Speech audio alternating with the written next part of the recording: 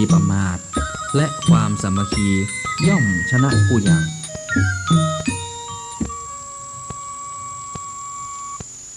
กระต่ายแสนกล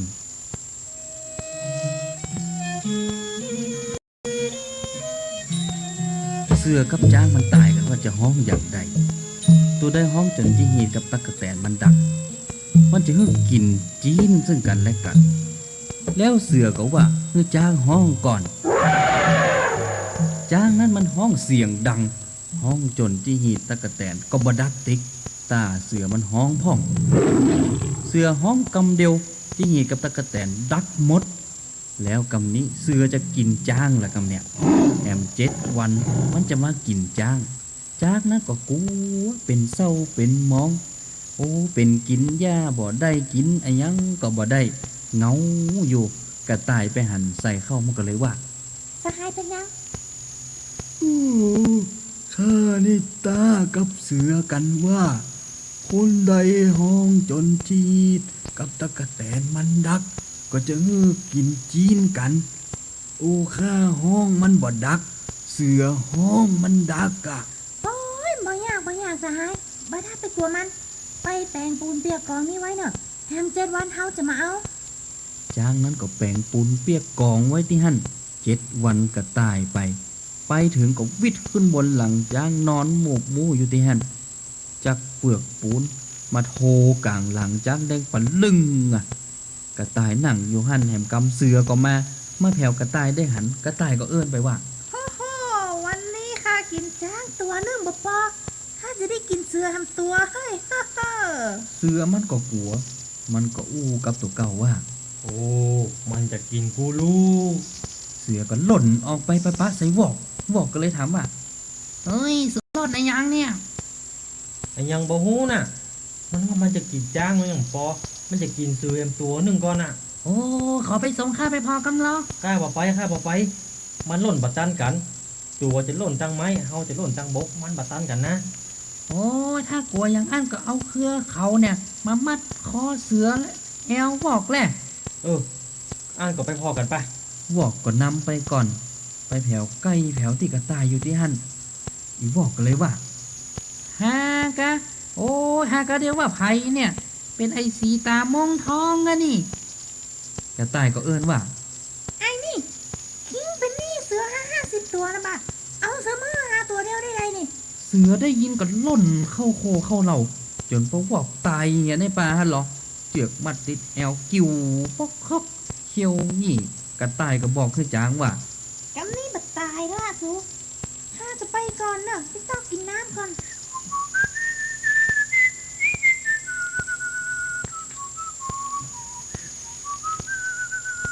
กระต่ายก็ไปซอกกินที่น้ำในนาหั่นไปปะใส่หอยแหมหอยมันก็จ้าอยู่หั่นน่ะจ้าว่านะหอยนี่พอแล้วนะมันจะไปหอดทำไมเนี่ยดูแควนเฮาจะเอียงนะกำนั้นหอยก็เอียงกับกระต่ายมันก็เลยว่าเอ้าเอียงก็เอียงอะจะล่นไปทางใดวันใดว่ามาวันเฮาจะเอียงกันหอยนั่นน่ะมันบอกคือเจ้าหมูมันมายายตามห้องน้ำคือกระต่ายหล่นตามบนบกพอถึงวันแข่งขันหอยก็ตกลงกับกระต่ายว่าเฮาจะอยู่ตั้งน้ำฮือสู่ล่นตั้งบกเนอะล่นไปกับฮือห้องหอยเนอะกระต่ายมันก็ย่องเอาตั้งบกเต้งเสียงหยั่งปมเหยียดมันห้องหาหอยก็เฮ้ยโอ้ยก5-6ตั้งมันก็บัดตันกันห้องไปก็ล้ำไปมันอิดแก่วิดขึ้นหนังบนบ่าผาเขียดอยู่ในหั่นก็ห้องแอดมันก็นึกว่าขลำมันห้องอ่ะจะไปห้องนะขลำนี่ให้จะตายเนี่ยแอดเขียดมันก็ห้องอยู่มันก็เลยเปียบาหินตุ๊บใส่ขลำตัวเก่าตายคำหั่นละกะเปิ่นก็เลยว่ากระต่ายน่ะมันบ่มีขลำอยู่ตังนอกมันโดนบุ๊บไปอยู่ตังในหั่นเหีย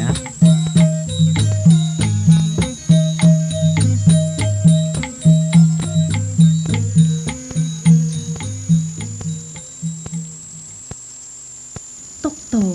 จะกะแมงแสนตีน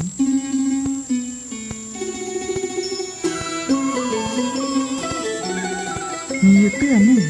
มีตกโต มีจะกาแล้วก็มีแมงขี้เต่า หรือว่าแมงแสนตีน มันเป็นเปื้อนกันอยู่3 ตัว นั่งกินเหล้าด้วยกัน แต่ก่อนนี้นะแมงมูนี้มันปากได้หรอกกำนี้มันก็นั่งกินเหล้ากันไปติ๊กๆเหล้าก็มาหมดตกโตก็เลยใจจะกาไปซื้อเหล้า โอ้ยเหล้าหมดเห็นละจักกาเอ้ยไปซื้อเหล้ามือกำกา โอ้บ่ไปมันไกลเฮาบ่ไปโตนั่นน่ะไปอ่ะไปเด้อ แมงตึง2 ตัวนี้ก็นิ่งกันไปนิ่งกันมา ก็เลยตกลงว่าจะให้แมงแสนตีนไป เราจะอีดีกว่าจักกาบ่ใครไปเฮาก็บ่ใครไป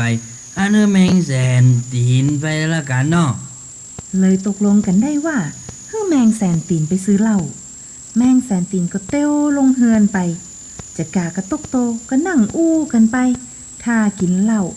ประเมินปอกายก็บ่ได้สนใจ อู้กันไปเป็นชั่วโมง2 ชั่วโมง จักกามันเป็นอย่างใดนี่อย่างแมงแสนตีนมันไปซื้อเหล้าเหมินแต่เหมือนว่าเนี่ย ตัวนั่นน่ะกะนั่งโอ้กันไปจบไปเป็นเรื่องละเราก็ไม่ได้กินรอแมงแสนตีนแมงขี้เต่าหมูน่ะมันไปเห็นไหนล่ะหมูน่ะ ตกโตกับจะกาก็เลยว่าจะไปตอยหาแมงแสนตีนเฮ้อบอกกองว่าออกมานอกบ้านไปหันแมงแสนตีนนั่งอยู่ที่หัวขั้นใดฮั่น โอ้นายบอกว่าไปซื้อเหล้าน่ะปิกมาละกันเนี่ย ยังมาได้ไปเดือ โอ้ก็รอเป็น2-3 ชั่วโมงแล้วเนี่ยยังอ่ะเพราะไอ้ยาเดินมาไป ก็เฮาเมาใส่เกิบอยู่นะกาตีนมันนักใส่เกิบก็บ่แล้วสักเตือหันก่อนติ๊กแต่นะถ้าจะกาหรือว่าตกโตไปเหียตั้งแรกก็ได้กินเหล้ากันละนิทานเรื่องนี้ก็เลยสอนให้รู้ว่าย้อนความขี้ค้านั่นแหละถึงมาได้กินเหล้ากันสักกำ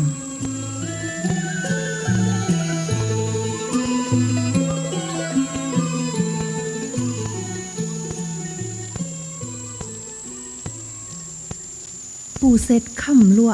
กระตั้มป่าค่ำตุเสียงเมียงค่ำพญา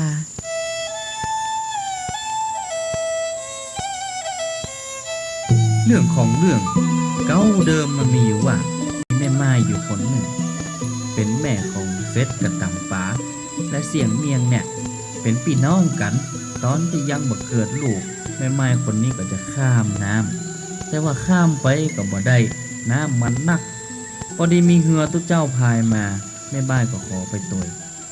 ไหวสาตัวเจ้าข้าเจ้าข้ามน้ำไปบ่ได้ข้าเจ้าขออาศัยเรือไปเตยคนเตอ ตุเจ้าเพิ่นหันว่าเป็นแม่ยิงก็บ่คือขึ้นบ่คือข้ามเหือซักกำตุเจ้าก็ผ่านไปเหียซักกำเหือปุดลวดนั้นก็ผ่านมาแหมแม่ไม้ก็ยกมือกวักเหือ ขอเฮาไปเตยคนได้ก็ขออาศัยเรือข้ามน้ำนี่ไปหน่อยเตอ ปูลวกก็บ่ฮื้อคือว่าเป็นแม่ยิงนั่นน่ะมันก็เลยบ่ฮื้อขึ้นสักกำก็แล่นเหือผ่านไปเหียแฮมกำเดียวก็มีเหือพญาเจ้าเมืองมาแม่ไม้ก็กวักมือห้องแหม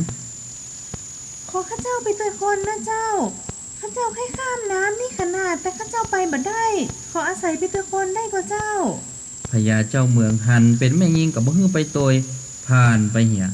แม่ไม้ก็เลยบ่ได้ข้ามน้ำสักกำแม่ไม้ก็เลยรู้สึกเครียดแค้นอยู่ในใจรู้สึกโคตรเนี่ยอะยังบ่มีไผฮื้อเฮาอาศัยข้ามน้ำไปสักคนก็เลยยกมือไหว้ขึ้นฟ้าตั้งสัจจะอธิษฐานว่า สาธุเทวาอาหักสิ่งศักดิ์สิทธิ์ตั้งหลาย ขอให้ข้าเจ้านี่มีลูกอยู่3 คนเตอะข้าเจ้าจะเลือกคนที่1นี่มันไปข้ำปุลั่วคนที่2นี่ข้าเจ้าจะเลือกไปข้ำตุคนที่3จะเลือกไปข้ำพญาเจ้าเมือง มันยังมาใจดำสาธุเจ้ากำนี้กำสัจจะอธิษฐานของแม่ไม้นี้เปิ้นบอกว่ามันปิดปากแม่ไม้นี่นะถ้าได้แจ้งไผแล้วบ่นักก็น้อยมันตึงโดนกำนี้เปิ้นบอกว่ากำอธิษฐานนั้นก็สมดังใจแม่ไม้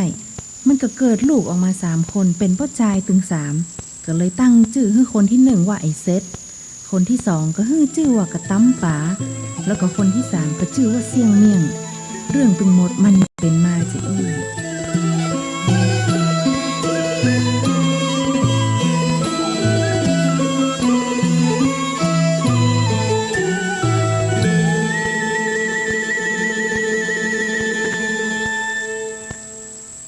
ปูเซตคำลัวตอนที่หนึ่ง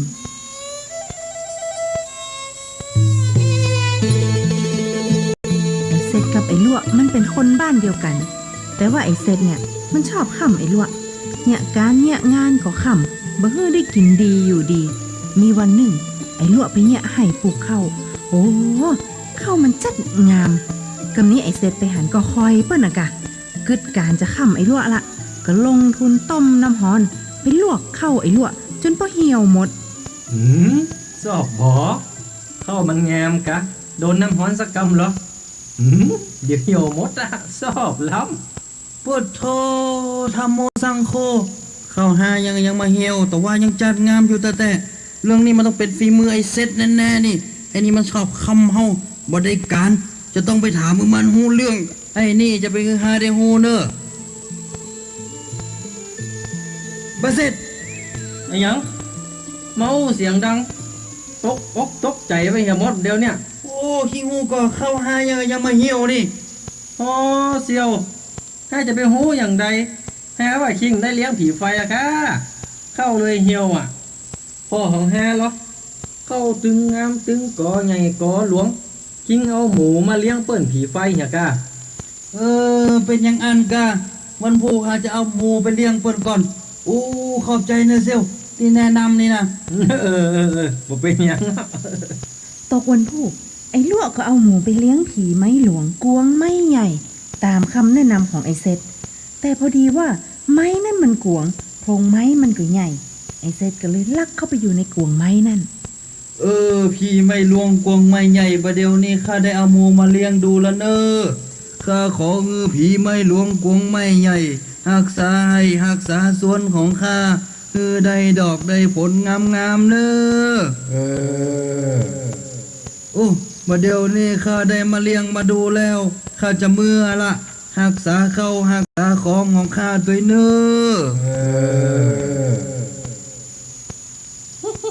ไอ้ลวกเอ้ย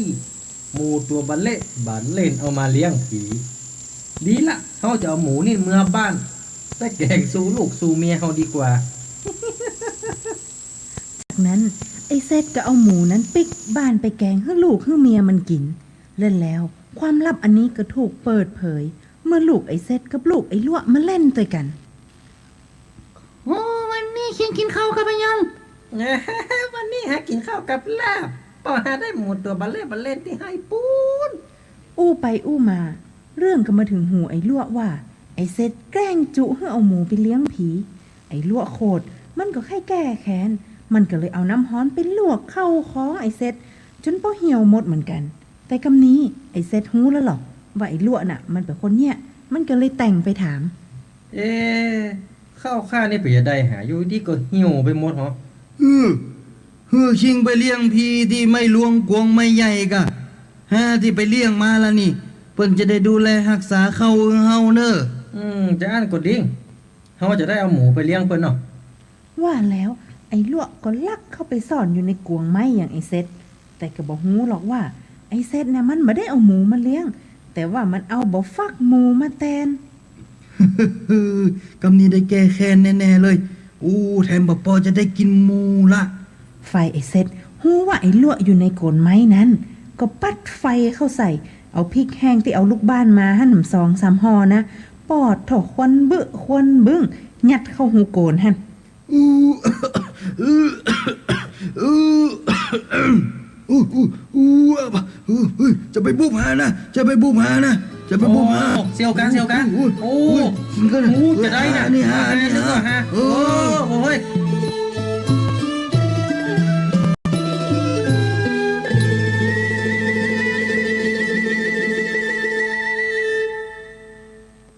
ปูเซตคำลวกตอนที่2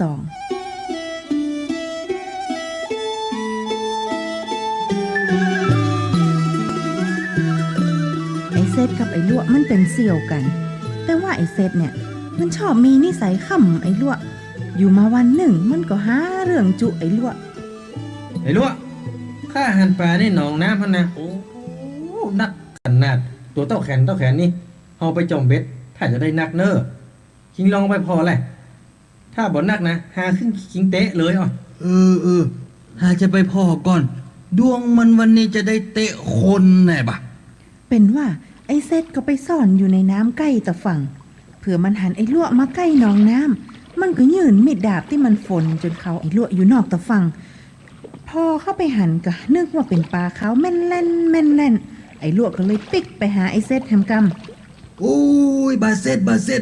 ปลามันนักแต่ลูเฮาจะเอายังไปใส่มันบะ โอ้จะไปยากอย่างยังคิงเอาไข่ต้ม ใส่กำแกนหั่นกะ รับรองป่ากินเบ็ดแน่นอน ดีมันผูกหาจะได้กินแกงปลาลำๆสักกำมอก ำนี้ไอ้เซตก็ป้อนอยู่ในน้ำอย่างเก่าเพื่อไอ้ลวกมาจอมปลาพอถึงเวลาไอ้ลวกก็โจงไข่ต้มลงไปเป็นแก่นปรากฏว่าไอ้เซตอยู่ในน้ำมันก็เปียไข่ไปเหียจงไปแก่นแล้วแก่นเหล่าเสี่ยงไข่ไปเป็นหางก็บ่ได้ปลาสักตัว ปลานี่โนมันบ่กินสักเตือนี่บ่โกงมากินมันละบะเฮ้ยไอ้เซตก็เอาไข่มาสู่ลูกสู่เมียมันกินเข้ากองไอ้ลวกหูคิงว่าต้องโดนไอ้เซตแกล้งเอาแน่ๆมันก็เลยไปถามความจริงจากลูกไอ้เซต ไอ้น้อยวันนี้ขี้กินข้าวกันมั้ยยัง กินข้าวกับไข่ล้ำขนาดเลย แล้วไปเอาไข่ลงไหนมานี่ ปุ้น เอาที่น้ำปั้วกา บัดเซ็ตคิงแฮมหม้อนี่ ไอ้ลวกเจ็บใจโดนไอ้เซตต้มเอาแหมแล้ว มันก็เลยกึดวางแผนจุไอ้เซตพ่อง เซลวันนี้นะห้าหันปลาในวังนะโอ้ยนักขนาดเลย โอ้แต่ค่ะไปยังไหนเอามันน่ะ โอ้ยนี่นะถ้าเซลก็ได้นะคือเอาไข่ต้มไปใส่กะรับรองได้ปลาแน่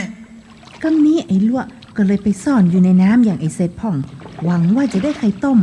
แต่มันก็บอกฮู้หรอกว่าไอ้เซตมันฮู้แก้วหมดแล้ว ก็เลยเอาไข่ต้มเนี่ยใส่กำน้อยๆฝ่ายไอ้ลวกมันบอกฮู้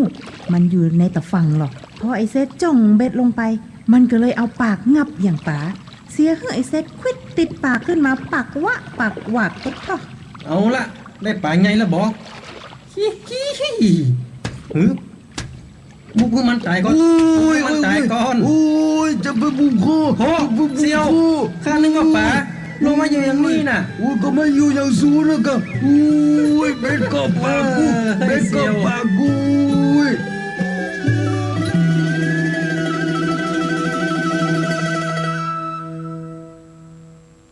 ป่อสอนลูก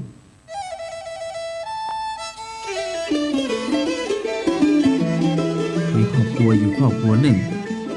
มีพ่อแม่ลูกอยู่ด้วยกัน3 คนด้วยกัน ลูกมันยังเป็นละอ่อนนักเรียนอยู่ ไปเข้าโรงเรียนใหม่ก็ใครหูหนังสือ เพราะว่าตกมาเมื่อค่ำก็เอาการบ้านมาถามพ่อมันก็จัดลำคาญนะเพราะว่าเมากับเหล้าตอกอยู่ โอ้มันก็บอกว่าอยากจะบอกขึ้นลูกมันกำแล้วเพราะอยากให้ลูกมันอ่ะหูเอาคนเดียว ก็เลยตอบแบบพิษเลี่ยง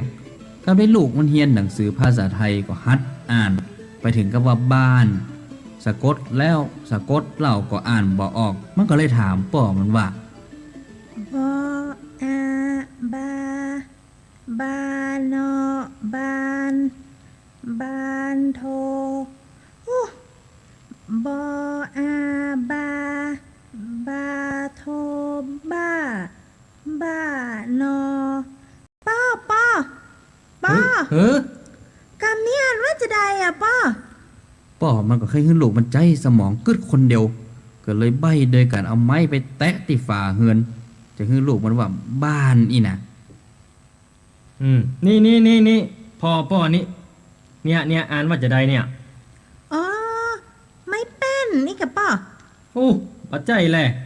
กำนี้ลูกมันก็อ่านไปแหมไปถึงกับว่าเด็ก ก็อ่านบ่ได้แหมเมาะ ป้อ หืม ป้อ หืม กำนี้อ่านว่าใดอ่ะป้อ ละอ่อนน่ะ คนตั้งใจมันอ้วจะได้ฮะอ้วได้ ว่าจะใดอ่ะป้อ ต ตัวเต้าสูเนี่ย คนตั้งใต้เขาว่าใด อ๋อละอ่อน อู้น่ะลูกกู ลูกกู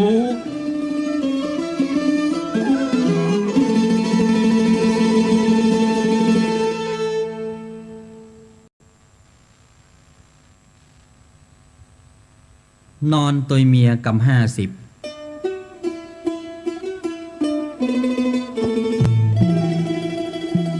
สมัยตะก้อนนี่นะจะมีกลุ่มคนตามหมู่บ้านต่างๆ ที่เปิ้นมารวมตัวกันเป็นอาสาสมัครช่วยเหลือแล้วก็ดูแลผู้อื่น เปิ้นฮ้องว่าลูกเสือเจ้าบ้านกำนี้นะมันมีปู่นั่นน่ะ มันชื่อว่าปู่เมือง เป็นวิทยากรลูกเสือเจ้าบ้าน ก่อนจะไปอบรมแล้วก็สั่งเสียเมียมันว่า โธ่เฮ้ย ข้าจะไปอบรมลูกเสือเจ้าบ้านเนอะสัก5 วันเพราะถ้าเป็นห่วงนะ เออ ไป5 วันกับ5 คืนพอดี เอาสตางค์ไป200 ปอเนาะ จะไปแล้วเนอะ เมื่อหับสตางค์จากเมียมันแล้วมันก็ลงเฮือไปกำนี้ไปอบรมลูกเสือมันก็จ่ายหั่นจ่ายนี่ซื้อมูลีผ่องกาปั่นฮือสาวผ่องผลสุดท้ายปิกมาบาดเมียมันก็เลยถาม ไอ้เอาสตางค์พวกนั้นเนี่ยเหลือมาเท่าใด เหลือมา150 บาทครับ โหแล้วที่มันหายไป50ถ้าเราตัวมันหายไปไหน ที่มันหายไปก็คือว่าเปื่อนมันเขาไปแอลสาวน้อยอองคำหลักกำนี้อ่ะ กำนี้มันก็จะได้ กำนี้เปื่อนมันเข้าไปมดอ่ะ เหลือไอ้อยู่คนเดียวก็เลยจำเป็นได้เข้าไปตัวมันน่ะกะแต่ว่าความจริงไอ้บัดอยากเข้าไปเลยบัดอยากเลยอ่ะ พุทธโธพุทโธธรรมโมสังโฆไปนอนตัวไอ้สาวซ้ำเสียงแหม ใช่แล้วเสี่ยงไป50 บาทได้อะ อันดีละเอาไปเสี่ยง50เนาะกำนี้นอนตัวค่าสูต้องเสี่ยง50เตื้อ150เนาะตั้งแต่วันนั้นเป็นต้นมามันนอนตัวยเมียมันเมื่อใดมันก็เสี่ยงกำ50หากดว่าเมินไปสตางค์มันก็หมดอะกะเมียมันก็ไล่ออกมานอนนอกมันนอนนอกได้คืนเดียวพอคืนตี 2มันก็ออกอุบายเอาลูกมันมานอนตัวยโอ้ละคือเมียมันนอนในห้องให้คนเดียว น้อยเฮ้ยเข้ามานอนตัวไอ้แม่แล้วลูก บ่ต้องเข้าไปเฮามันคนตุกก็นอนตามภาษาคนตุกเนี่ย คืนนี้ผ่านไปคืนต่อมาเมียมันก็ห้องแหม น้อยเข้ามานอนตัวไอ้แม่แล้วลูกเฮ้ย บัดถ้าเข้าไปเฮามันคนตุกคนยาก จะให้ยืมก็ได้รอสตางค์มอก50 บาท เรื่องอยากซักซีของเฮาจะไปยืมตังค์เปิ้นกะ สัก3-4 คืนเมียมันก็อดบ่ได้จะห้องผัวเข้ามานอนตัวยก็อู้บ่ได้มันก็เลยแต่งเป็นห้องลูกมันน่ะ เมืองเฮ้ยเข้ามานอนตัวไอ้แม่เพชรเหรอ บ่นอนเฮามันคนตุกเฮาตื้อบ่เคยเป็นหนี้เป็นสินไผ ตัวก็ได้โอ้ยสมมุติว่าวันนี้เป็นวันเกิดตัวกะข้าจะเลี้ยงวันเกิดก็ได้อะ คืนนั้นผัวมันก็เลยได้เข้าไปนอนตัวยเมียในห้องบ่ต้องเสี่ยง50 บาท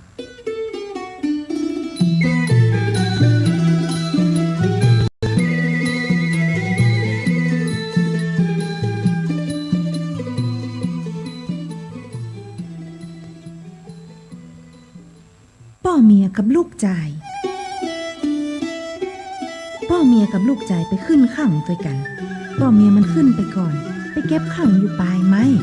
ลูกจ่ายขึ้นไปเมื่อลูนเพื่อเก็บขังไปเก็บไปพ่อเมียมันเจ็บท้องหรอกก็เลยตดออกมา โอ้อันยังนั้นเลยพ่อน่ะ ฟ้าห้องมาอย่า ฟ้าอย่างห้องมีเมื่อมียามนั้น ฟ้าห้องก็ฝนก็ตกอะกะมันก็ห้องไปกำหายาอย่ากับ คำเดียวลูกใจมันก็เก็บขังอยู่ตั้งหลุมหมดละ โอ้ถ้าเก็บจังตุ่มหมดแล้วกะ เก็บหมดละพ่อมีเหลือละ ก็ขึ้นไปเก็บจังบนพุ่มห้องไป กำนี้ลูกใจก็ขึ้นเก็บตังบนปุ้นพอดีว่ามันขี้เหี่ยวอดบ่ไหวก็เลยปล่อยเหี่ยวลงมา อันยังลูกกายตกลงมาช้านี่ ฝนตกไปย่า ฟ้าบ่ห้องไงว่าฝนตกไง โอ้ก็ห้องแต่เจ้าแล้วเหรออีพ่อได้บ่ได้ยินกะ กำนี้เก็บครั้งได้แล้วก็ปิกบ้านป่อเมียก็เตียวน้ำหน้าลูกใจไป ด้วยความเจ็บท้องป่อเมียก็ลักตดแหม โอ้มาไผโต๊ดอ่ะ ป่อเมียก็บอกว่าอย่างใดกึดโคดอยู่ในใจ เพื่อปิกมาถึงบ้านก็เลยเล่าให้ลูกสาวฟัง อ้ายอีน้อยเฮ้ยอีน้อยเฮ้ยมึงมาฟังนี่กำหยอกพ่อมึงจะเล่าอะไรอย่างเฮ้ยมึงฟังมึงน่ะชอยผัวมึงพ่องเงอไผก็บอกมีกูคนเดียวจดมันว่ากูเป็นหมาว่ะกูบอกให้พอใจเงอนี่นะ ลูกสาวก็เลยไปว่าให้ผัวมัน ตัวว่าเฮ้ยป้อเป็นหมามันก่อแต่เจ้าอะฮะ โอ้ ต้นตอดก็จะได้บอกอดเอา โอ้มาที่ไหนมันลักเอากำยังป่ามาเล่าสื่อกันนะ มันก็ยังบอกไว้ว่าเฮ้ยป้อเมียจนได้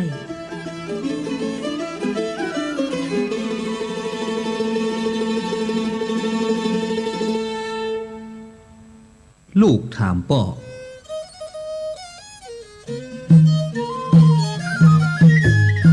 มีป่อลูกอยู่กูหนึ่ง เมียก็ตายหนีจากตั้งแต่ลูกยังน้อยอยู่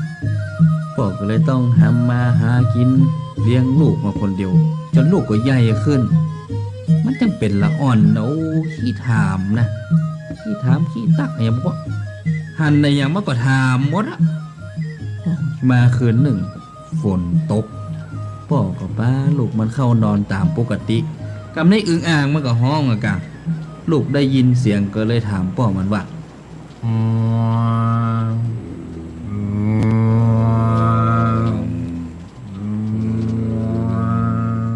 อีป้อป้อ เฮ้ย ป้อฟังเสียงอะอึ้งมันอย่างฮ้องเสียงดังอะป้อ โอ้ก็คอมันใหญ่ลูก มันก็เลยห้องเสียงดังนักอะ เฮ้อแล้วปฏิเป็ดละป้อเป็ดมันนะคอกับบัจใหญ่อะป้อเสียงมันอย่างดังอะ โหนั่นก็คอมันแงวลูก มันก็เลยห้องดังนักอะโอ้ถามอย่างเป็นล่ำเหมือนเลยรับปะรับเถอะปะ ลูกก็เลยบ่ได้ถามป่อแฮมจนสักกำหนึ่งนะลูกมันก็คิดว่าป่อมันหลับละมันก็เลยจิขี้ข้างห้องป่อมันว่า ป้อ เอ้าไอ้แยมอ ป้อหลับแล้วกะ รับอะกะ ฮะแล้วหมาอย่างว่าอู้เนี่ยป้อ เดี๋ยวนี้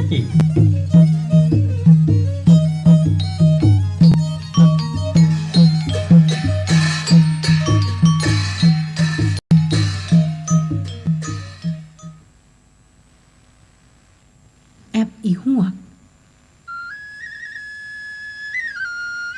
มีพญาเจ้าเมืองอยู่เมืองหนึ่งขอยากเสวยอาหารสักอย่างแต่ว่าอายบ่กล้าบอกไผจนมาวันหนึ่งพญาเจ้าเมืองนั้นก็ไปปะใส่ป้าจายคนหนึ่งก็เลยบอกว่า นี่อันเราจะบอกความลับเรื่องหนึ่งเนอะแต่คิงห้ามบอกใครนะ ถ้าไปโหว่าคิงบอกใครนะคิงคอปุ๊ดในยิงก่อน โอ้ยได้ครับได้ครับ ถ้าข้าเจ้าฮู้แล้วข้าเจ้าบ่เอาเรื่องนี้ไปบอกให้ไผฮู้แน่นอนเลยครับ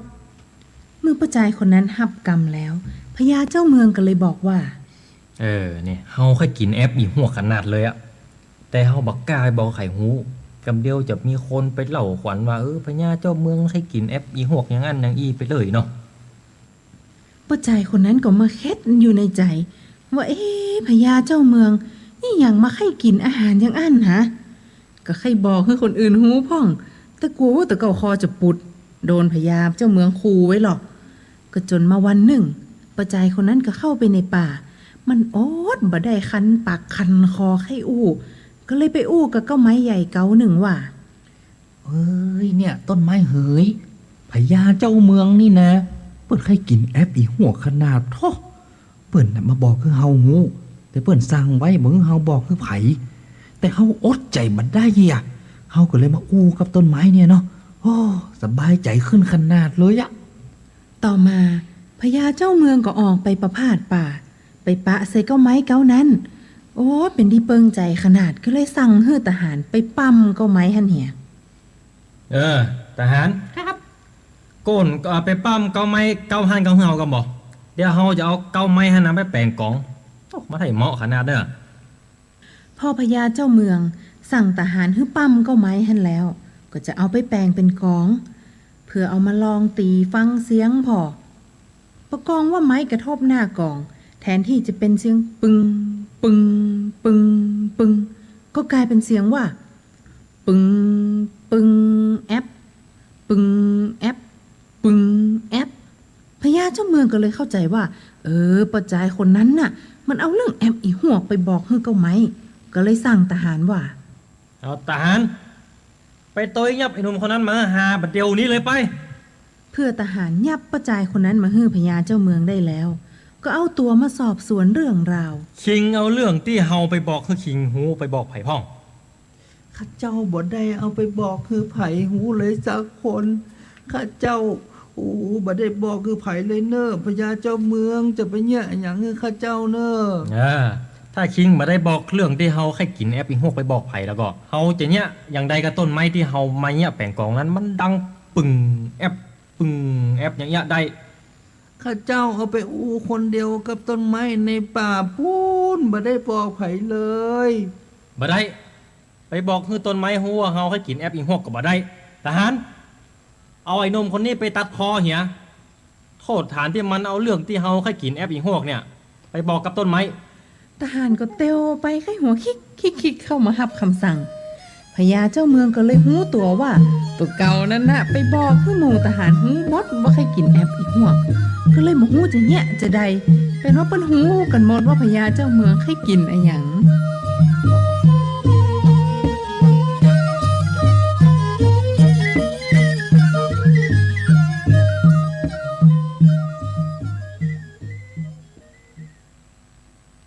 เสียงเมียงคำพญาตอนที่หนึ่ง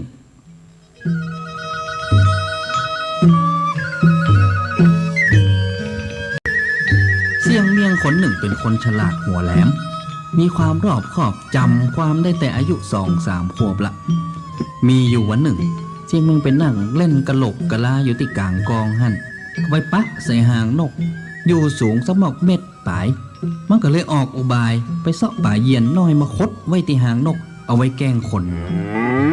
พอดีวันหนึ่งก็มีพ่อก้างัวต่างมา1 หมู่แหวะเอางัวมาปลดแล้วก็พักกินน้ำกินหนองมาหันใส่หางนกก็เลยถามไอ้เสียงเมียงว่า ไอ้น้อยเอ้ยห้างนั่นน่ะมันเป็นห้างไอ้หยังนั่นน่ะ อ๋อห้างปะยันนะกะลุง เปิดเข้าไผว่าชักเจือเปิดห้องมาห้างนกมาอยาก บัดใจยนี่มันห้างปะเยียนย่า ห้างนกนะ ห้างปะเยียน โอ้อันถ้ามันเป็นห้างนกได้เหรอเขาจะเอาไอ้หยังฮือลุงไอ้น้อย ชีวิตนี้ผมขอติดตามเป็นคนใจลุงเลยอ๋อถ้าถ้าบาใจห้างปะเยียนอย่างที่ลุงว่าจะเงี้ยจะได้ ลุงก็จะเอางัวเหมือนนี่ฮือสูถึงหมดเลยอ๋อ ถ้าจะเป็นการพิสูจน์ลุงก็ขึ้นไปพอได้เลย มาขึ้นมาพอใจกัน ลุงว่าห้างนกก็ห้างนกกะอันไหนลองจีพอเหรอปวดคอโอ้ยังมีป่าเงียนขึ้นมานอนไงนี่ได้จะได้เนี่ย หันกับลุกบอกแล้วว่าห้างปะเยียนมีแต่บักเจื้อ ในที่สุดก้างัวก็จำเป็นได้เอางัวนั้นให้ไอ้เสียงเมียงไปเห็นเป็นหมู่เลยนะครับ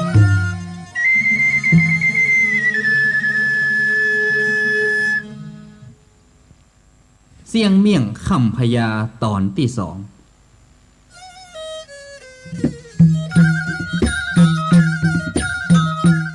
พูดถึงเสียงเมียงมันชอบคำพญามาตลอดปดโตคำจนฉันได้ว่าเปิดปกกายปกแกนจนไล่ตัวมันออกนอกบ้านนอกเมืองไปปุ่นอ่ะ ไปคิงออกไปถึงขอบถึงครัวคิงนะไปถึงหอถึงเฮือนนี่เลย ไป ไปก็ไปกะวันผูกเมื่อเจ้าก่อนไงก็เนอะข้าตึงจะไปเนอะพ่อพญาเฮ้ย ตกวันผูกเมื่อเจ้าก่อนไงเสียงเมียงก็เป็นนั่งอยู่บนหลังคา ไปเลยไปพ่อพญาเฮือนเอามันตึงบอกไปนะแต่เนี้ยจะได้ดีหาเนี่ย หาบ่ใจฮือคิงเอาตึงเฮือนไป หาไล่ตัวคิงกับเมียคิงนะออกจากบ้านจากเมืองนี้ไป พญาบอกถ้ามันไล่เฮาละเฮาตึงจะไป แล้วถึงเฮาไปอยู่ที่ไหนเนี่ย คิงจะไปอยู่ไหนก็ไปเจนใดว่าแผ่นดินบ่ปิ้นตั้งลุ่มเป็นตั้งบน คิงจะไปปิกเข้าบ้านนี้เมืองนี้มาแหมซ้ำเนอไป ทีนี้ไอ้เสียงเมียงก็ไปแปลงตูบอยู่ที่ปลายนาพอดีถึงเดือน9 เดือน10ก็เนี่ยนากันขี้ไถมันก็ปีนตั้งหลุมขึ้นตั้งบน มันเกิดเลยปลาลูกปลาเมียเข้าวังมาแหมอ่ะ โฮไอเสียงเมียงคิงปิกมาอย่างอ่ะแฮว่าแผ่นดินนี้บ่ปิ้นตั้งลุ่มเป็นตั้งบน คิงจะไปปิกมา พญาก็ยังแบบไปพอกลางต้องกันหน้าฮันเนาะแผ่นดินมันปีนตั้งหลุมเป็นตั้งบนหมดแล้วลูกเป็นหยังเฮาจะบ่ปีกมาบ่ได้เฮ้อ คิงจำไว้คิงจำไว้ กำนี้ก็อยู่แหมสักพักหนึ่งป่อพญาก็ไล่มันแหม ไปคิงออกบ้านออกจองนี้ไปคิงจะไปมาอาหารหน้าแถมเนอะไป เออพญาไล่เฮานะเฮาตึงจะไป เสียงเมียงก็ออกไปอยู่ตามต้มตามนาได้แหมสัก2-3 ปี มันก็ปิกมาหาพญาแหมใหม่ โอ้ไอเสียงเมี่ยงคิงปิดมาอย่าง เฮามานี่ก็จะบอกป่อพญาว่าเฮาจะบอกปิกมาแหมแล้วนะเฮาไปอยู่ดีมีสุขแล้ว บ้านเฮานี่นะเหลือวังนี่ก่อนเนอะตึงกว้างตึงใหญ่โอ้เหลือวังของพญานี่กันเนอะ ฮะเฮ้อน้ำหน้าอย่างคิงจะมาแปลงบ้านอย่างเฮาจะได้วะ พญาก็ไปพอแหละเสาบ้านเฮานี่นะแปลงด้วยทองเลยล่ะเนี่ยพญาจะได้ไหวได้ก่อนเนี่ยไปไหวก่อน ปุดโถฮะจะไปพอกำกึดคิงบ่ะบ้านคิงจะใหญ่ซอกหมอกใดฮะจะเอาทหารไปตึงวังเนี่ยไปตึงข่ายเนี่ยฮะจะเอาไปขี้ใส่บ้านคิง เออโอ้ยจะได้ไปไหวไปเนอะเนี่ย ตีมันว่าบ้านมันเป็นทอง มันก็เป็นแต่ละมันเอาไม้ทองหลางเป็นเสาไม้4 ต้น และอันติพญาจะได้ไวเข้าไปนั่นน่ะก็เพราะว่าทางเข้าบ้านมันเป็นป่าหญ้าต้องเอามือวะเข้าไป ปัดเอ้าบ้านตูบเจ้าบันยังทำมาเป็นอวดฮะเออทหารขี้ป่ะ ทหารนี่นะพ่องก็ขี้พ่องก็เหี่ยวตัวกำนี้นะไอเสียงเมี่ยงก็เอาไม้แส้หวายมันไล่หวดหมูทหาร โอ้ย อัลลาโอ้ยอัลลาโอ้ยอัลลาลา ขี้บ่ปอเยี่ยวตัวกะเปิ้นบ่ใจใจเฮือมาเยี่ยวเนอะเปิ้นเฮือมาขี้เข้าใจก็ อัลลาโอ้ยอัลลา โอ้ทหารหมู่นั้นก็ได้หล่นได้เป็นเปลวเป็นควันไป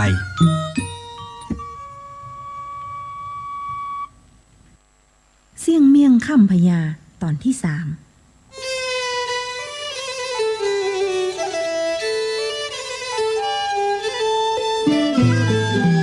เสี่ยงเมียงเป็นคนฉลาดลักแหลม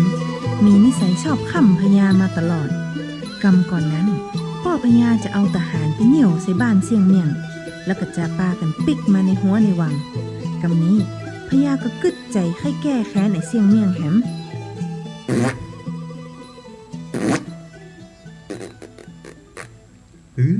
กำนี่ไอเสียงเมียงคิงต้องโดนหาขำพ่องละตดนี้นะเปื่อคิงโดยเฉพาะเลย พญาตดใส่บอกไม้ไผ่ปิดฟ้าอย่ามิดชิด หมายว่าจะเอาตดเนี่ยไปเหือไอเสียงเมียงดม เพื่อเป็นการแก้แค้นก็พอดีว่าไปปะใส่ไอเสียงเมียง โอ้พ่อพญาเอาอย่างมาฮะน่ะ บอกตดบะ โอ้จะเอาไปไหน ก็คิงนะกะ พ่อพญาเอาลูกบ้านมาข้ามน้ำไปกินแม่เอา ก็ข้ามน้ำมาตลอดนะกะคิงจะถามนี่หยัง อันเฮาก็ท่าอย่าได้โดมละกว่าจะข้ามน้ำมาปั่นอี้ลมมันก็จางมดอะกะบ่เจือก็เปิดพอกะ โปดโทษไอ้เสียงเมียงคิงจุแอมแล้วโอ้ฝากไว้ก่อนเถอะบ่าคิง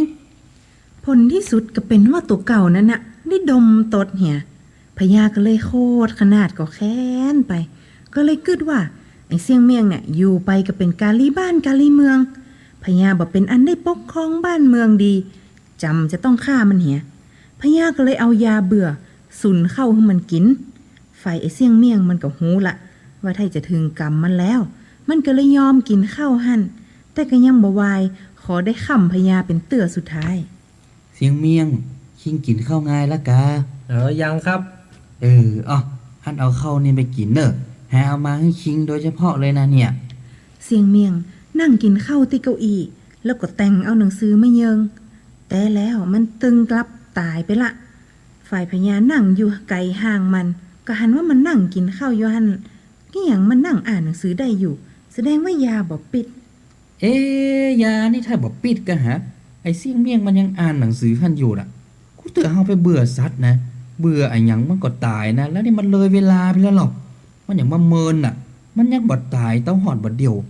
โอ้ยมันอย่างใดน่ะ จิ้มหอดเหรอมันจะตายแต่ว่า พญาเอายาที่ฮือเสียงเมียงมากินผลสุดท้ายก็เป็นว่าตึงเสียงเมียงตึงพญาก็ตายไปด้วยกัน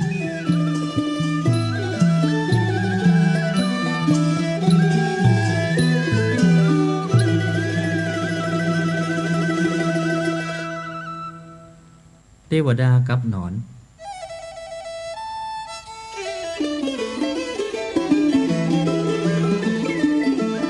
เมื่อมาละมีผู้ชายสองคนนั้นเป็นเพื่อนกันซึ่งสองคนน่ะมันมีนิสัยที่แตกต่างกันหรอกคนหนึ่งเป็นคนที่อบอ้อมอารีเอื้อเฟื้อเผื่อแผ่แถมคนหนึ่งเป็นคนขี้ค้านการงานก็บัดเนี่ยเอากันรับกันนอนลักกินแหงเปิ่นวันนี้อย่างซักอย่างซึ่งสองคนก็คบกันมาอยู่เรื่อยๆเพราะว่าฝ่ายหนึ่งเป็นฝ่ายฮื้อตลอดแถมฝ่ายหนึ่งก็เป็นฝ่ายห้ามตลอดจนกระทั่งหมดอายุบุญต่างคนก็ต่างตายกันไปคนที่มันขี้ค้านบรรยากาศในอย่างนั้นน่ะมันเป็นคนที่กินแหงเปิ่นนะมันก็ได้ไปเกิดเป็นหนอนอยู่ในส้วมอ่ะส่วนคนที่เป็นคนที่อบอ้อมอารีก็ได้เกิดเป็นเทวดาอยู่บนสวรรค์มีหน้าที่สอดส่องดูแลโลกมนุษย์ถ้าหันไผมีทุกข์ก็ลงมาช่วยจนมาวันหนึ่งเทวดาก็กึดเติงหาเปื่อนเก่าก็เล็งสำรวจพอโอ้หันเปื่อนมันไปเกิดเป็นหนอนอยู่ในส้วมก็เลยเอ็นดูใครโพดผายคือเปื่อนมัน โอ้เฮ้ยพอล้อเปื่อนเฮามันไปเกิดเป็นหนอนอาศัยอยู่ในส้วมหั่นมันน่าเอ็นดูแต่เฮาเลยจะไปโพดไปผายมันห้องดีกว่าเนาะ วันหนึ่งเทวดาก็ได้เหาะลงมาที่ส้วมหันมันก็เลยตักเปื่อนมันว่า เออจำเฮาได้กอเฮาเคยเป็นเปื่อนมาด้วยกัน เมื่อชาติที่แล้วอะจำกันได้กอ เออสีจะจำได้นะแล้วนี่สูไปเกิดอยู่ตรงใดเนี่ยอ้อโธ่แต่งตัวสิคือแต่ เฮาไปเกิดเป็นเทวดาอยู่บนสวรรค์ได้กินอาหารติบน้ำติบบ่ต้องเนี่ยอิหยังถึงเวลาก็มีกินเวลาว่างเฮาก็ไปช่วยคนเหนือคนใต้คือปนตุกไปบัดเดียวนี้ก็ว่างเลยคึดเติงหามาเอวหา สู่บ่ใครไปอยู่พ่องกา เอ้ยฟังแล้วรู้สึกบ่ค่อยไหวบ่เฮ้ยมีเวียกมีการเนี่ยไปช่วยคนปุ้นคนเพอยู่กับไทยบ่สุกตะใดอะเนาะข้าว่าอยู่อย่างงี้นะไทยอะดีเหลือเฮ้ย โอ้อยู่อย่างอี้มันจะดีอย่างใดว่าหันจะดีอะหยังเหรออยู่กับของเน่าเหม็นของเก่าเปิ้นจะอี้อ่ะ บ่ดีอย่างได้สุพ่อข้านี่บ่ยังอย่างสักอย่างตึงเวลามาก็มีคนเอามาฮื้อพอตัวข้าเหรออ้วนนวลไปหมดงามกว่านะฮะสุมหันกันนี่สุไปเตอะมันต้องมาอู้คือข้าเปลี่ยนใจเนี่ย เทวดาได้ยินอย่างนั้นแล้วก็ฮู้ว่าโอ้ถ้าจะเอาชนะใจเปื่อนเมื่อจัดแล้วบ่ได้ก็เลยอำลาปิกไปแล้วก็เหาะขึ้นบนสวรรค์ไปเหียนิทานเรื่องนี้ก็สอนฮู้ว่าโอ้เนี่ยใครเป็นอะหยังใครเป็นหนอนก็ว่าใครเป็นเทวดาก็ลองกึดก่อยเอาเตอะ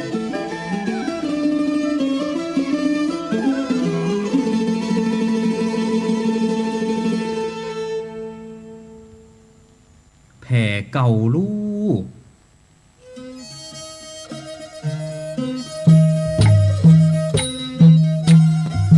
มีหนานติบซึกใหม่ คนหัวยังบ่ตันยาวแต่ใดนะก็มีสาวๆในบ้านมาติดเจอกันหลายคน คนที่ออกนอกหน้าที่สุดหันจะเป็นอีแก้วคนเดียวได้ละอีแก้วเนี่ยมันแห่นเหลือเกินนะ วันหนึ่ง อีแก้วก็จวนปีนานติบไปตัดหลัวในป่า ตอนไปนั่นน่ะอีแก้วมันฮื้อถ่ายอย่างใดกับหูนานติบก็บ่ฮู้เรื่องแอนแอะแอนแอะนานติบก็เลยบ่ฮู้เรื่อง โอ้พอไปถึงป่าก็แยกกันตัดหลัวคนละติละต่างห่างกันหมอกได้ยินเสียงฟันหลัวเนี่ย ก่อนที่จะแยกกันแล้ว อีแก้วก็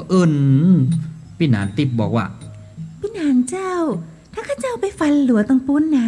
ถ้าพี่นานบ่ได้ยินเสียงฟันหลัวคือเข้าใจไปพอข้าเจ้าเนอะ ข้าจะฟังบ่เป็นหยังเนาะแก้วไปฟันหลัวเตอะ นานติบว่าแล้วก็แยกกันไปฟันหลัว พอสักจำลำเสียงมีดฟันหลัวดักปิ้งนานติบมันก็ฝังไปหาอีแก้ว พอไปถึงหันอีแก้วนอนหงายแม่นแล่นสิ้นไปหวันอยู่ที่แอวปูนนอนลับตาหายใจขมุบขมุบนานติบก็ตกใจอะกะโอ้ยจุกเป็นกะงั่งกะเง่งพอได้สติเข้ามาแล้วก็ไปสำรวจดูทั่วร่างกาย ไปหันตรงวังขาอากับงับก็เลยอุทานขึ้นว่า เอาปุตโตธัมโมสังโฆแผ่ไอ้หยังมากว้างแตะกว้างว่าจะอั้นหา ว่าแล้วนานติบก็สวัดคาถาป ป่าลงไป3 เตื้ออีแก้วก็บ่ฟื้น ก็ก้มลงไปใกล้ๆถ้ามีกลินอ้อยเข้าหูดัง มันก็เลยอู้ขึ้นมาว่า โอ้แผลนี้เป็นแผลเก่าลูกมันบัดใจแผลถูกมีดเหรอน านติบว่าแล้วก็เอามีดเน็บแอวโอ้แจวไปบ้านโฮมไปบอกเจ้าบ้านมากอยกัน ไอ้นานติ๊บจัดเหงาไม่ยิงเปิ่นอ้อยถึงขนาดนี้กับมาเนี่ยไอ้หยังโอ้ยมันเหงาแต่เหงาว่ะฮะ อีแก้วบ่ฮู้จะแย่อย่างใด ก็เลยเตียวปิกบ้านคนเดียว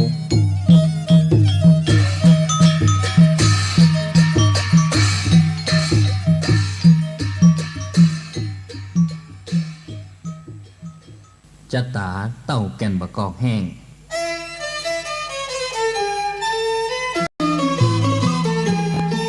เมื่อมาแล้วมีผัวเมียอยู่คู่หนึ่ง อยู่กินต้วยกันมาก็ตกลงไปติ๊กวันหนึ่งก็เลยปรึกษาหารือกันว่าจะเนี่ยจะใดดีผัวมันก็เลยอู้ขึ้นมาว่า เฮ้ยแม่มันเฮาอยู่ด้วยกันมาก็เหมินนักแกแล้วเนอะนับแต่นี่เฮาก็ตุกลงติ๊กมันบ่ฮู้เป็นหยังใดดะเฮาแย่งใดที่หา น่ากะป่อมันเฮ้ยเฮาอยู่ด้วยกันนี่แน่มันก็ฮักกันดีแต่นะ แต่ข้าว่าหั่งจะเป็นย้อนว่าจะตาวาสนาเฮาถ้าจะบ่ถูกกันก็หา จะแอกะหาเนาะดะ อันเฮาลองแยกลองละกันสักวางดีกะ เอาอันบ่ตัว โอ้ให้บัดดีกะอันน่ะ โอ้ข้าว่าอยู่ด้วยกันไปจะหาห้อมบ่ได้นะมันก็จะตุกตายอย่าบ่ได้นะสู่เฮาละกันก่อนเตอะ ละก็ละกะถ้าหารมันเหมาะมันสมเนาะอย่างใดเฮาก็แอนว่ากันทำกรรม สองผัวเมียก็ตกลงละกันได้ดี แต่ว่าผู้เป็นเมียนั้นมีวาสนาดีเหลือ ก็เลยได้ไปเป็นเมียเศรษฐี ส่วนผัวมันก็ยังคงตกอย่างเก่า วันหนึ่งผัวมันบังเอิญขนาด ไปขอทานบ้านเศรษฐีที่เมียมันอยู่หั่น อ้าย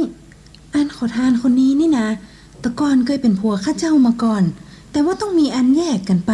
เพราะว่าจะตาบ่ถูกกัน อยู่กินกันมาก็มีกระตุกกระอยากลงติ๊กเป็นที่เอ็นดู มันก็เลยได้มาเป็นขอทานจะอ้าย บ่เป็นหยังเรื่องแล้วก็ฮื้อมันแล้วไปเหียน้องก็ไปเซาะข้าวเซาะน้ำมาฮื้อเปิ้นกินเฮกะ ผู้เป็นเมียนั้นได้ดีแล้วก็อยากจะช่วยเหลือผัวเก่า ก็เลยลักเอาแหวนใส่ห่อเข้าคือวงหนึ่งเมื่อก้องผัวไม่ได้ห่อเข้าแล้วมันก็เตี้ยวไปเรื่อยๆอยากกินข้าวก็ขยักแล้วมันจะกินที่ไหนก็บอกกินไปกินบนขัวหั่นก่อน เต้ห่อเข้ากินกลางขัว โอ้เสียงคือแหวนนั้นตกน้ำไปเหี่ยให้ก็บ่ได้สักกรรมมันก็เลยปิกไปขอตานแหมใหม่ ตัววันนั้นข้าเอาแหวนใส่ในห่อข้าวน่ะ หันก่อน โหกะโหบาหันเหรอ นั่นเตอะแล้วตัวไปเตะห่อข้าวกินตั้งใด ก็ข้าไปกินแต่ที่อันหน้ากาบนหัวครัวฮะ โอ้ยทำโมสั่งโคกินที่ไหนมากินไปกินอย่างครัวปุ้นเฮ้อถ้าอันมันให้ตกน้ำไปเหี่ยแล้วกันน่ะจะแย่ยังไงดีเนาะ บ่เป็นหยังจ้างมันเตอะ ข้าอยากช่วยนะ ข้าก็จะตามตังของข้าเนี่ยไปเลยๆละบ่เป็นหยัง ส่วนเมียมันนั้นก็เอ็นดูผัวขนาดให้ช่วยคือผัวปนตุกปนยาก ก็เลยไปขอให้เศรษฐีช่วย ไอ้เจ้า วันนี้ผัวเก่าน้องมาขอทานแถมแล้วนะน้องก็จัดเอ็นดูเปิ้นน่ะเฮ้ยเป็นเปิ้นนี่นะเป็นว่าเปิ้นตุกแก่ล้ำไอ้ช่วยเปิ้นได้ก็เจ้า ก็ได้กะเฮามีเงินเปิดเลอะเปิดเตอนะบัดเดียวนี่น่ะแล้วมันเตียวไปทางใดล่ะบัดเดี๋ยวเนี่ย มันเตียวไปทางใต้พุ่นละเจ้า คือน้องเอาใต้เงินนี่นะไปยองตัดที่หนทางที่มันจะไปฮะแล้วมันเตียวไปมันก็จะหันคนเดียวมัน เมียมันก็เอาไต่เงินนั้นไปย่องหนตางที่ผัวมันเตียวไป แล้วผัวมันก็เตียวผ่านมาทางนั้นแต่ก้อยบอกกองมันเตียวไปเตียวมามันก็กลายไต่เงินนั้นเป็นว่ามันเหลวพอขึ้นบนฟ้าพุ่นมันบ่หันไต่เงินสักกำอ่ะ เป็นได้กันน้องมันได้ใต้เงินก่อน มันกายไต่เงินนะไอ้มานำซ้ำนำไปที่พอตั้งหลุมแงนหน้าพอฟ้าบนปุ้นมันก็เลยบ่ได้ไต่เงินสักกำว่ะ บ่เป็นหยังคำนี้ก็เอาใต้เงินนะมัดไว้ที่ปลายไม้หั่นก็แล้วกันเนาะแล้วมันกลายไปวันพูกมันถึงจะหัน กำนี้เมียมันก็เอาใต้เงินนั้น มัดไว้ที่ปลายไม้แหมมันก็ตึงหวังว่าโอ้กำนี้นานผัวมันเตียวก่ายมาตรงนี้มันต้องหันแน่นอนเลยอะบ่ก้องผัวมันเตียวมา เป็นว่าลอดปลายไม้มันไปเหียบ่ได้ใต้เงินแหมสักกำ โอ้ไปได้พ่องน้องกำนี้มันได้ใต้เงินแล้วแม่นก่อ เฮ้ยไปได้ที่ไหนฮั่นเจ้าเป็นว่ามันเดินลอดไปไหมไปเหียก็บ่ได้สักก อันก็บ่เป็นหยังอ้ายอย่าฮื้อคนไปห้องมันมา ตึงจะช่วยมันจนได้ละกำนี้นะ กำนี้ผัวมันก็ปิกมาแหมกำนี้เศรษฐีก็เอาด้ามไม้เฮืออันหนึ่งเฮือยิงขึ้นบนอากาศกันว่าตกใส่อันใดก็จะฮือคำเต่าอัน ตกใส่เฮือนก็จะฮือเต่าเฮือน ตกใส่ดินก็จะฮือขุดดิน กว้างวายาวศอก เอาคำใส่ฮือกำนี้มันก็เอาด้ามไม้ยิงขึ้นบนอากาศอะกะ โอ้ตกใส่หยังน่ะ สู่ลองไปหอเหรอ ก็ได้ก็ได้ตกใส่แกนบกอกแห้งวะนะ เออ เอาใหม่กำนี้ถือว่าฮื้อลองกันแล้วกันเนาะบ่เป็นหยัง เอาใหม่ก็ได้ แกนมะกอกแห้งเนี้ยข้าจะเอาขว้างไปให้ไก่ๆเสียเอาตกใส่หยังน่ะ สู่ลองไปหอเหรอพร้อมกำเหรอ กำมิดตกก็ตกใส่แกนบกอกแห้งทำแล้ว ข้าวสาวแกนบะกอกแห้งนะกำจดไปจัดไก่แล้วนะมันยังมาลู่ตกใส่แหมอยู่กะกำนี้ลองแหมกำถ้าตกใส่อันอย่างนะ จะฮื้อคำเต้าอั้นก็แล้วกันเนาะ กำนี้มันยิงด้ามไม้ไปเตือสุดท้ายพากฏว่าไปตกใส่แกนบกอกแห้งหำม็อกเศรษฐีก็เลยเอาคำปั่นเฮือมันเหี่ยสลึงหนึ่งอันนี้แหละเปิ้นว่าจักตาเต่าแกนบกอกแห้งเปิ่นโพดยังได้มันก็ตึงโพดบ่ได้ แล้วแต่ดวงไผดวงมันเตอะ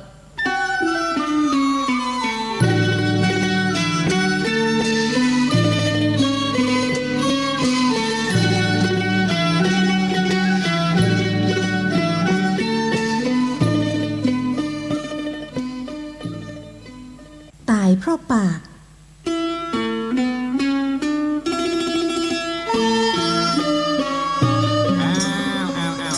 ตอนแก้วหน่อยโอ้ยกินเต็มที่วันนี้บ่เมาบ่เลิกแก้ขาดเอากิน ไอ้มีมันเป็นคนขี้เหล้าเป็นนักเลงเหล้ากินเหล้าอยู่ตึงวันบ่ได้ขาดผลสุดท้ายก็เป็นตับแข่งตายย้อนเหล้าตอนมันตายอายุมันได้40 ปีต่ออันน่ะเมียมันก็คิดว่า ตอนยามอยู่ตัวกันไอ้มีก็กินเหล้าตึงวันยามตายแล้วเอาเหล้าไปยองบนหลังร่องให้ผัวมันกะกลัวผัวบ่ได้กินกำนี้วิญญาณไอ้มีมันก็ตกนรกไปก็เลยได้กำขวดเหล้าไปตัวจ่ายมบาลหันใส่ก็เลยห้องมันไปถาม ไอ้เมครับ กูฮ้อมึงได้2 วันละไอ้หยังมาขึ้นมาหากูสักเตื้อ ไม่ช้า อ ผมติดการนะเมาไปงานบวชลูกพระอยู่เนี่ยกับ แล้วอันนั้นน่ะขวดไอ้หยังที่มึงกำมาตุยน่ะ อันนี้เนี่ยเพื่อนเขาว่าขวดมันนิดมันเป็นน้ำทิพย์ของเมืองมนุษย์เลยอ่ะพูดง่ายๆว่าเป็นชุดยอดของน้ำทั้งหลายมันเรียมชุดยอดอันบ่ยอมบ่ฮู้นะท่านยอมเขาบอก อี้ล้ำเหลือจ้ะรสชาติมันจะเป็นกับไตหากมาขอจำไปสักหน่อยเนาะ เอาจะได้เลยท่านเกมที่ลองพอลอง จ่ายมบาลลองจิบเหล้าแล้วก็ติดใจจิบแล้วก็จิบแหมจนตาปลายพ่ออะยังก็บ่ฮู้เรื่องพ่อหนังสือก็บ่คล่องกำนี้เพื่อว่าจะกรอกประวัติไอ้มีลงตารางช่องวันเดือนปีตาก็ลายให้หมดละอายุไอ้มีที่400 ปีก็ใส่ไปเป็น402 ปี ไอ้เมมึงเนี่ยบ่ถึงคาดได้นี่หว่าเนี่ยอย่างใดเนี่ยมึงลงไปแหม2 วันแล้วก็ขึ้นมาหาใหม่เนาะไปเอาเลยโอ้ดีไม่สาเจ้า ปรากฏว่า2 วันของเมืองนรกมันบ่เต่ากับ2 วันในโลกมนุษย์สักกำไอ้มีได้ปิดมาอยู่เมืองมนุษย์เต้า402 ปีก็ย้อนยมบาลเนี่ยกรอกประวัติใส่พิษช่องไอ้มีมาอยู่เมืองมนุษย์จนปกไก่ มีเมียบ่ฮู้กี่คน ได้หันได้แอวสะปะ แล้วกำนี้ เป็นว่าเปิ่นเปลี่ยนจ่ายมบาลคนใหม่มาแทนคนเก่ายมบาลคนใหม่ก็เอาบัญชีรายชื่อเนี่ยมากอยพอ เอไอ้มนุษย์โลกคนนี้